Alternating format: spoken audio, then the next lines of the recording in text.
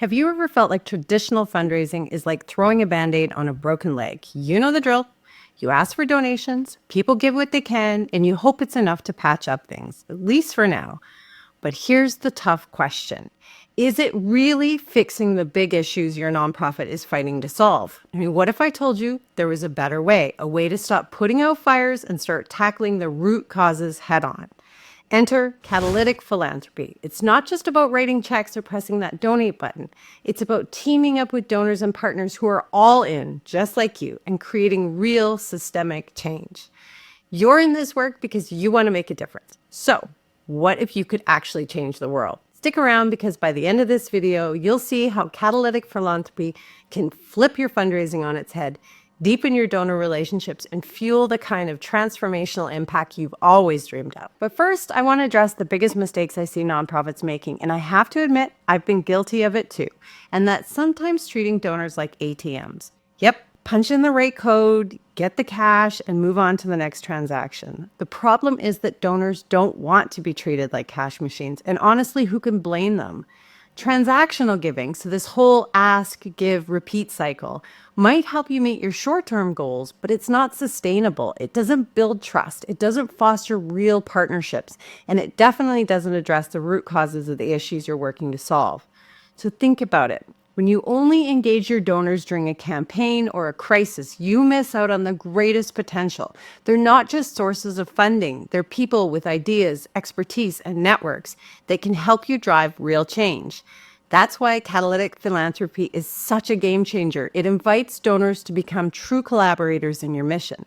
So instead of focusing on short-term transactions, you're building long-term partnerships that tackle the big picture issues together. So here's the old way. Nonprofits ask for money, donors give it, and then everyone crosses their fingers. Maybe you hit your fundraising goal, and maybe those funds make a dent in the problem. But hope isn't a strategy. This approach doesn't tackle the big stuff. Now here's the new way. Instead of patching leaks, what if you worked with your donors and partners to build a better boat? That's Catalytic Philanthropy. It's about transforming how nonprofits and donors collaborate to tackle systemic issues. Donors aren't just supporters, they're partners in your mission. Together, you tackle problems from every angle using their ideas, influence, and resources. And the results? Real change that lasts, and donors love it. They're no longer just writing checks. They're part of something bigger, something that actually moves the needle. It's a win for your organization, a win for your donors, and most importantly, a win for the causes you both care about. So, how does Catalytic Philanthropy actually work? Let's break it down into 4 simple steps that you can start applying right now. But before I dive into these strategies, I want to thank today's sponsor, Click and Pledge. So whether you're managing peer-to-peer campaigns, text-to-give drives, donation pages, or even fundraising directly through Zoom with their game-changing Give Event feature, Click and Pledge simplifies the fundraising process like never before. With fast payouts, robust security, and seamless Salesforce integration, they've got everything you need to elevate your fundraising game. I use it, I love it, and I think you will too. So check them out today. Now back to Catalytic Philanthropy, and how do you actually implement it in your nonprofit fundraising? So it's not just about asking for bigger donations. It's about shifting your entire approach to fundraising and impact. So let's break it down, because step 1 is activate all resources strategically. Your donors are so much more than just checkbooks. They're your secret weapons. They've got expertise, networks, and influence that can open doors you didn't even know existed. So you've got a donor with marketing chops?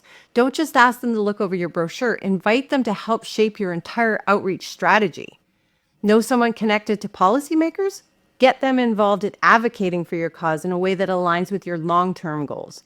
The magic happens when you integrate their strengths directly into your mission, turning them into real catalysts for change. And number 2 is build cross-sector collaboration. So real catalytic change doesn't happen in a vacuum. It's all about teaming up in a way that creates tangible, measurable results. Catalytic philanthropists want to see nonprofits that break down silos and work together to tackle the root causes of big issues.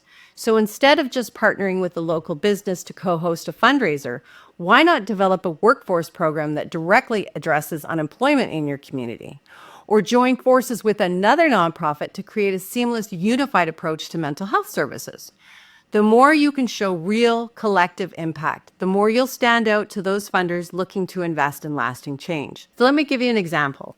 Calgary's plan to end homelessness. Instead of opening more shelters or handing out temporary support, the city took a systems-level approach. So the local nonprofits, government agencies, the police, healthcare providers, and businesses all came together, pooled their resources, shared data, and created a coordinated plan to tackle the root causes like affordable housing, mental health services, and employment support. Number 3 is shift from quick fixes to system solutions. So catalytic philanthropy isn't just about slapping a Band-Aid on a problem. It's digging deep and tackling the root causes. That means going beyond just meeting immediate needs to actually influence policies, shifting public perceptions, or redesigning entire service systems. For example, if your mission focuses on homelessness, don't stop at providing emergency shelters. Advocate for affordable housing policies, partner with city officials, and work with other organizations to reform housing laws. Now think about your own mission. What's the deep issue beneath the surface? Are there policies you could help shape? Public perceptions you could challenge? And most importantly, who can you team up with to create a long-term sustainable solution? Because when you move from temporary fixes to systemic change, that's when the real transformation starts to happen. And number 4, be data-driven and bold in innovation. Catalytic philanthropists aren't scared of taking risk. They're scared of standing still. They want to support nonprofits that are willing to try to push things. They want to support nonprofits that are willing to try new things, push boundaries, and innovate. But here's the catch. You've got to back those bold ideas up with solid data. It's not just enough to say, hey, we've got a great idea. You need to show why it's great and how you'll measure its success. So instead of just launching a new youth program, propose a pilot project that tests a unique approach and outline clear indicators to track long-term impact. And once the project's done, don't just report the results, share what you learned along the way. What worked? What didn't? How will you tweak things moving forward? That kind of transparency shows funders you're not just taking risks for the sake of it. You're committed to learning, improving, and making a real difference. Now, we've only just scratched the surface here. My goal is to get you thinking bigger. Catalytic philanthropy isn't just for the big players with deep pockets. Even the smallest nonprofit can spark real change by thinking strategically, building powerful partnerships, and focusing on long-term solutions that tackle root causes, not just symptoms. So here's the question. How will you start acting as a catalyst today? Maybe it starts with something simple like revisiting your mission statement to make sure it reflects the kind of transformational change you're aiming for. And guess what? I've got you covered, because up next is a video on crafting the perfect mission statement, because that's where real change begins. Thanks for watching. If you found this helpful, be sure to like, comment, and subscribe. And don't forget to hit that notification bell to know when our new videos drop. We've got more nonprofit tips, tricks, techs, and trends, and everything you need to take your fundraising to the next level. See you soon.